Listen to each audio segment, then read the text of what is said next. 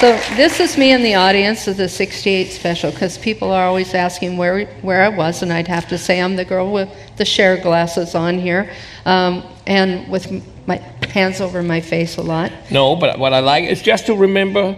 Right there. Yeah, you're right there in the corner. She has a blue dress, but there's another lady. There's a young girl in a blue dress, but I had the Cher fly glasses on that Cher Oh, used yeah, to wear. your glasses on. So Yeah. when you look at the 68 comeback, in the corner, the right corner, what's the right corner? Huh? On the So you can't stand-up say. show. There's 4 corners. But look at one of the corners, and you see Judy with glasses on and a blue dress. And you know what? I would even have been wearing a dress if I had to do that to see Elvis. I promise you, I would have done that. That's how far I would go. I'm teasing. It's okay. But you know what? It's killing me, you know? I know. It's killing me. But it's great don't you think it's great to hear a fan like the rest of us being able to go that far? It's amazing. It's crazy. Yeah. Judy, you are crazy. But in a good way. We love it. Elvis, everybody always thought I was crazy, especially people in my hometown, till Elvis came to Spokane in 1973. And when he put on the most beautiful concert, he did too, but the 8 o'clock show, it was so beautiful. And everybody raved about that concert for months. And I thought, now they can see what I was thinking about here. Also in that concert in 73, I went to both shows, and it was really nice because Charles said that the Colonel's office, they made sure that I think the first 16 rows or something were blocked out, and they were only sold 10 tickets to each person. And those people were the people that stood in line to get the tickets. I spent from 6 o'clock at night till 10 in the morning. We gave out numbers to everybody so we could go to the bathroom and everything. But we stood in line to get those tickets, and they made sure that we were the ones that got it. So that was really cool. So in the 73 show, I made an 11 by 14 or 16 by 20 print of my picture of him from 1972. I made it up and I put it on an easel in between the shows. This one. Oops, sorry. Oh, don't worry. I put it on an easel. And so I asked Mr. Diskin, could he take it back and give it to Elvis? So between the shows, he got it. And then during the show, he was drying his face on a towel from the hotel that he was staying at. And he went over and he was doing Johnny Be Good over here, and I was right there. And he was standing here, and the instrumental was on, and he put the towel all over his face, and he turned and looked right at me and winked and smiled and threw me the towel like, thank you. And so that was a pretty cool moment there. Yeah, I guess. You know. So just to get on a more somber note, my mother was a credit manager of a department store in Spokane. And in 1971, 3 men came in and they shot her, and she died instantly. And so that was one of the reasons why I had to give up my club, because I had brothers and sisters and my dad, and I stayed home and took care of everybody and so forth. So, so I get this card in the mail about a month after that. And I knew a lot of the fans that hung out down at Hillcrest, Elvis's Truesdale house. They would call me, tell me they met Elvis. They send their negatives and pictures, and we'd print them all. But this card came in the mail from Priscilla and Elvis, and I believe Elvis signed for both, because it's not Priscilla's handwriting. It says Priscilla and Elvis Presley. And I just thought, it meant a lot to my dad. It meant a lot to me. But for my dad and the people that thought I was a crazy Elvis fan. And then I also got one from Colonel Parker's office. And I think back on it now because the fans told Elvis that I lost my mom, and then also the Colonel's office knew. And I relate back to Elvis lost his own mom and I'm a fan club president, so he could identify as to have known me and known the loss of I would have experienced. Now I can see that now. Back then I didn't, but I was thrilled to get the card. So that just shows how much he cared, you know. So then I took pictures in Vegas. This is the first time, when you got pictures in Vegas of Elvis, if you see the ones from '69, Elvis is this tall in the frame. And so I got a job in a camera store, and I started going to concerts locally to try and develop how to take pictures. Now we have digital. Back then we have little Instamatic cameras. Well, they came out with 400 ASA slide film, so that's what I started taking the pictures on. And I developed, you had to shoot at 125th of a second at f2.8 so that it would stop the action.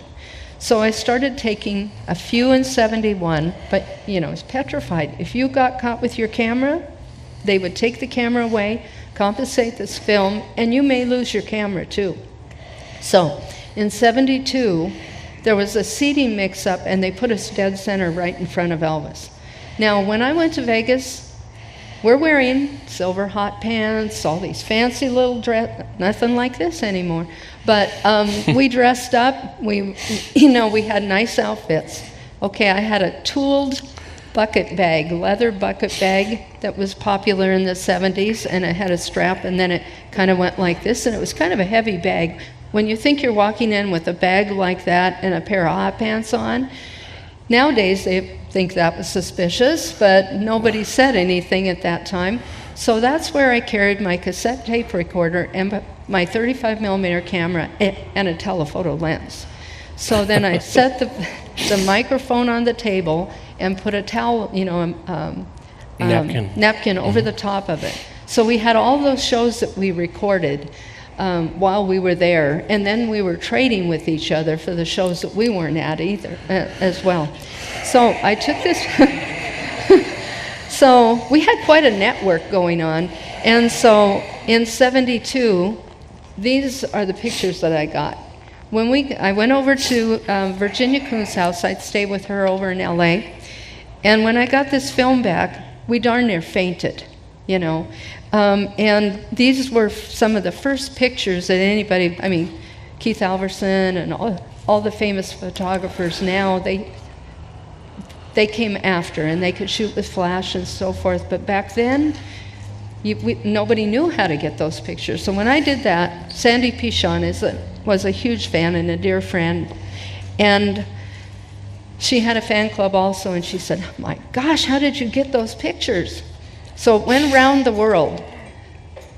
400 ASA film at f2.8 at 125th of a second, and now all the Elvis fans could take pictures like that. So that was pretty exciting little moment in history. So I got those pictures here. This picture has been on a Kung Fu magazine. I never got credit for any of this, but it was fun to know that I took the pictures. It's on a Kung Fu magazine. Let me hold it up. A year after I took the picture, I was in LA, and they used to sell iron-on things to go on T-shirts. My picture was there, and I go, "Oh, I took that picture." And they go, "Oh, that's a nice one." And I wanted to go, "Yeah, that's Where's the money?" Yeah, that's my picture, you know. But I got to get the iron-on, and it was such an honor when I went to Tupelo 10 years ago.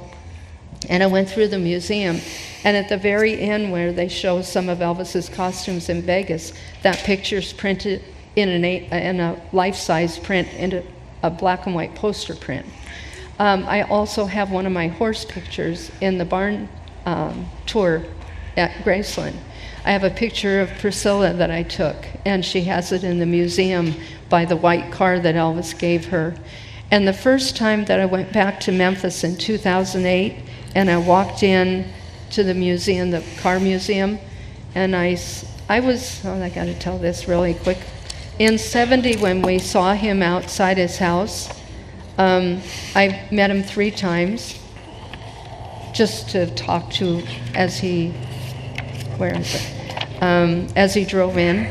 Okay, so I took these pictures, and everybody always goes, "Well, he's got such an intense look on his face here." Well, I had an article from a newspaper, and this was taken, the newspaper was from the first tour that he did after Vegas. It says, "Screaming fans love Elvis." It's dark in there, you know, and I shot this flash, and I gave them that article, and he said, "Could I take this in the house?" And he said, and what am I going to say? No, you can't have it, you know. So I gave him the article, and he later asked Charlie, asked me if he could keep it for his scrapbooks. So a little thing like that would mean something to him.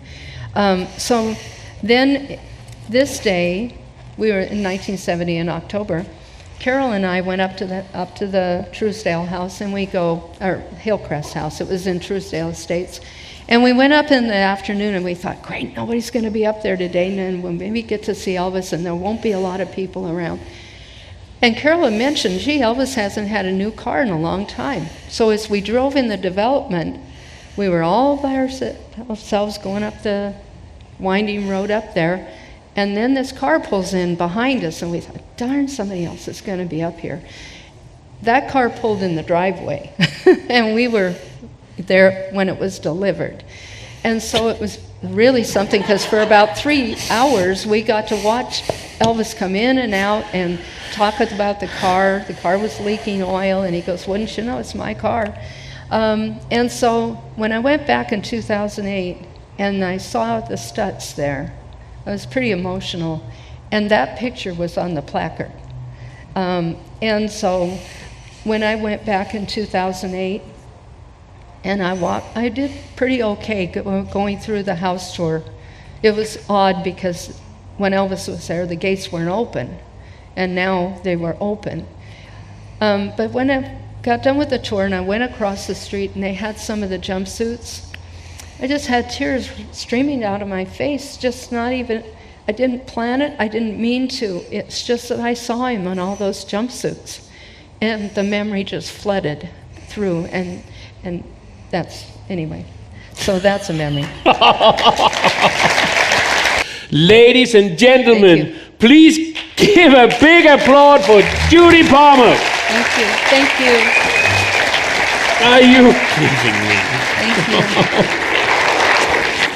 you. Amazing. Woo. So I told Buster, I said, I need to call my mother. So I went into the music room and using the phone in there, and I was telling my mother, you'll never believe where I am. and then she had, well, where are you? And I'm at Elvis's. I'm in the music room talking to you. And about that time, I hear him say, "Good evening." Gotta go, clunk. I just hung up on her. I thought, And so we all stood up and we started up the stairway because he was taking us to the bedroom to show us the quilt. And we got up there and we were looking at the quilt. It was a pretty quilt. And then he took us into the conference room at the time. Then he took us down the hall into I guess just a little closet for him. It was a double bedroom size room.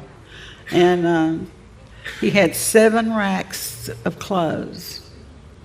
I'll never forget that. I kept thinking, God, this is like going to Walmart. No, well, it wouldn't be. I shouldn't have said Walmart because Walmart wasn't even around then. But kind of like Walmart, if you want to think about it. And I told him, I said, I hadn't seen so many clothes for one person in my life. He says, I do have a lot, don't I? I said, you do. Yes. And he pulled out this coat and said, some guy had given it to him from Alaska. He said, well, I'll never wear it. And you've seen pictures of him in the coat, that orange suede looking with the fur on the collar. Anyway, while we were in his closet, he gave the girl a radio or a Christmas present up there. She had given him something. I hadn't given him anything. So I didn't expect it. It didn't bother me that he was giving her a gift. So we started back out the hall and going down the hallway. And of course I was going slow, letting him catch up with me. and they were already back then in his bedroom. And we were halfway down the hall when he said, Shirley. And I thought, he knows my name. That's the first time he'd ever called me Shirley. It was always honey. Anyway, he gave me a Christmas present too. And he said, now don't tell anybody I gave it to you because I don't have enough to go around. And don't open it till Christmas. I said, oh, I won't. I went home and tore that sucker open. I wouldn't wait till Christmas, even though it was only just a few days. I wasn't going to wait on it. But it was a transistor radio. Oh yeah, that was a big gift at the time, wasn't it? Yeah, it was a nice gift. It was RCA. I mean, it had a carrying case, and then inside that carrying case was the radio, and its carrying case. I mean, it was elaborate for the time. What year was it? 63. 63, yeah. I still have it. That baby's going to be buried with me. I might want to listen to it. You never know. It works. No, actually, no. I ran the battery down on it No batteries. a long time ago. I would listen to it for a little while and I'd put it up, and I left it on one time. So. Okay, more questions?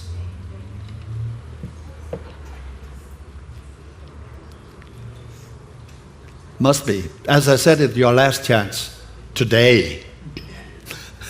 Because Shirley could come around. Yes? Shirley, do you remember any of the movies that you saw with Elvis? Oh, holy moly.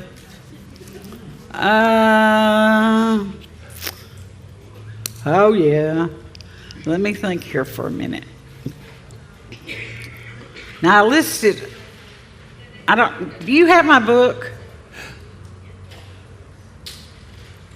Oh, that's not Bad, good, is it? Bad guy, bad. yeah. Because I listed movies in my book. Yeah. Anyway, I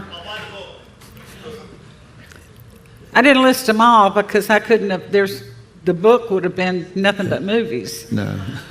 Because I started in 1960. And the first movie I ever saw with Elvis was Cinderfella with Jerry Lewis. And, but we saw so many. We would watch approximately 3 a night, sometimes 5. Elvis movies? Or No, just, they weren't Elvis movies. Yeah. No, we never saw any Elvis movies. But, like if he liked a movie, he would show it over again, over again, and over again. And it's like, let's see. The Nutty Professor with Jerry Lewis, the comedy. Yeah.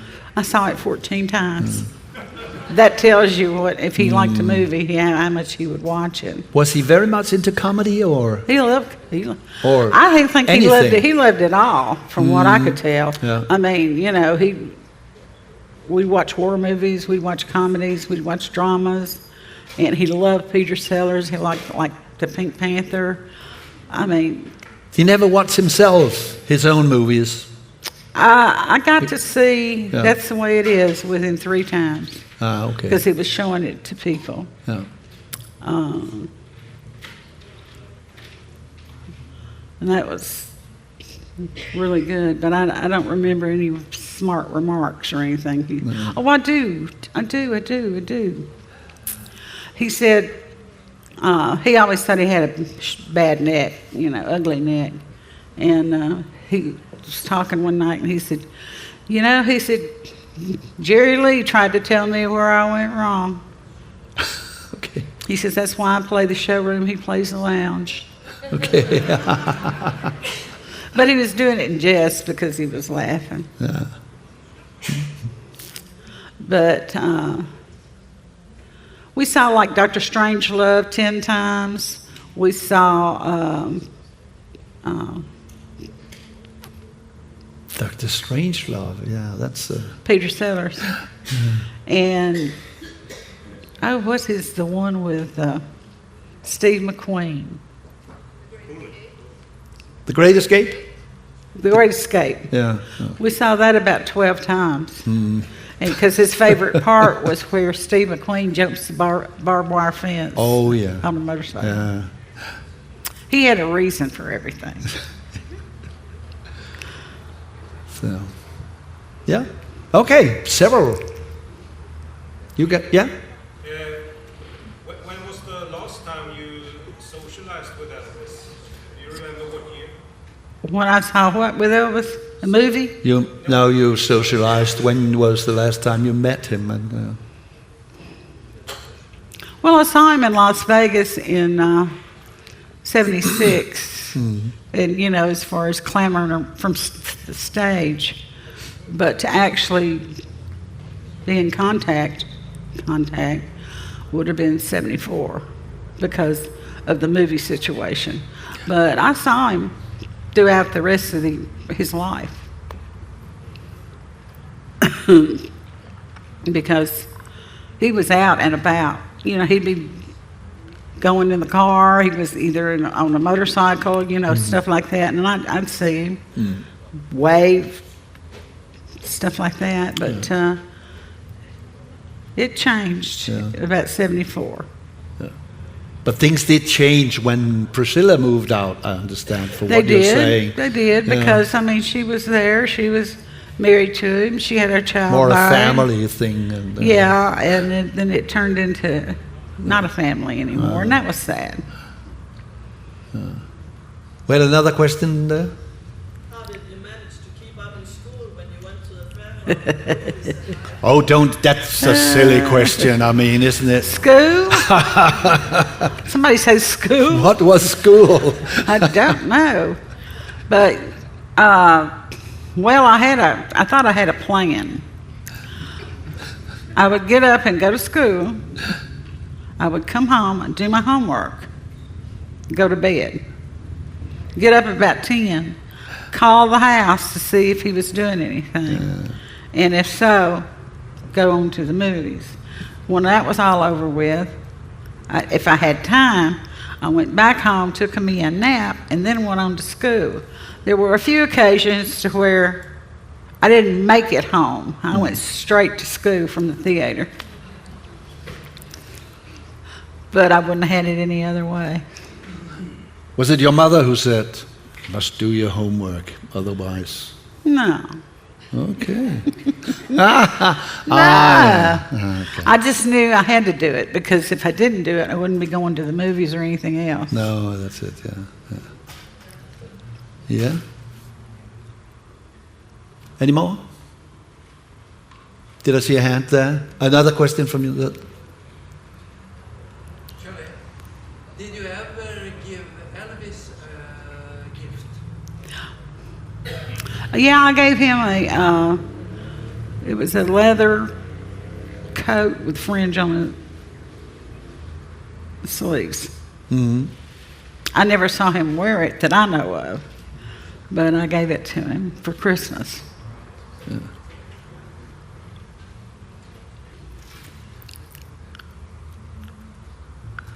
Did I see a hand somewhere? No. Feel free to ask anything. Okay. I should have said that, but okay. So, did you notice what's the strangest thing that you saw fans do around Graceland? Oh, Lord. That's a What didn't they do? that's a tough question. Well, what didn't they do, Judy? Yeah, I I don't mean- know. You tell me, you know.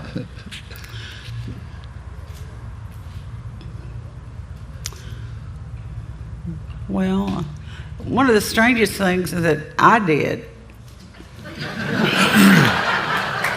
That's a good thing, yes. well, I thought it was strange. Me and my girlfriend, they were shooting off fireworks, so we went up to the side of Graceland and up to where the driveway was so we could look through the fence, and we had a friend with us, and it was wintertime, it was cold, and he wanted to get up there to see. Yeah. So me and Debbie helped him up there, holding him up. And he said, oh, he started moving. here they come, here they come. So we just dropped him and took off back to the gate. And he didn't come because he was hung on the gate. I mean, the fence. You know Tom. Anyway, when he come down there, he was cussing me and her. I thought, hey, you're the one saying, here they come. I didn't want to get caught doing it. No. I wanted to be innocent Yes. of all charges. But he loved fireworks. And I had a few holes in my house because of it. But he was a big kid. Big kid at heart. You wrote a book about. Yeah, Your and I don't relationship. Henry's got them all. What day was it called? Should we tell it to the gentleman? It's called Yeah. Elvis, the Man in My Backyard. Yeah, okay, so the gentleman Because who, I ended who up, don't have it. I ended up moving behind him, so that's why I called it that. Yeah. I should have brought him up here. I just didn't even think about it. Well, that's the true story. As true as I know As it. true as you know it. Yeah. Huh? Oh, no, I didn't. Well, how we got the house out there, we had started looking for a house, and we found that one, and they loved it, and then my mother changed her mind. And she said, if that house ever comes up for sale again, I'm going to buy it. I thought, well, that's all she has to tell me, and I'll get on the ball. So I get the evening paper every afternoon. Yeah. And for 2 years, I watched that paper, and it finally came up for sale. And that's how we got it. She bought it. She's true to her word. What did the house cost in those days? Do you remember? No. $16,500. Okay, there we are. Yeah. We paid $1,000 more for it because it wasn't new. Oh, really? Was Elvis living there at the time?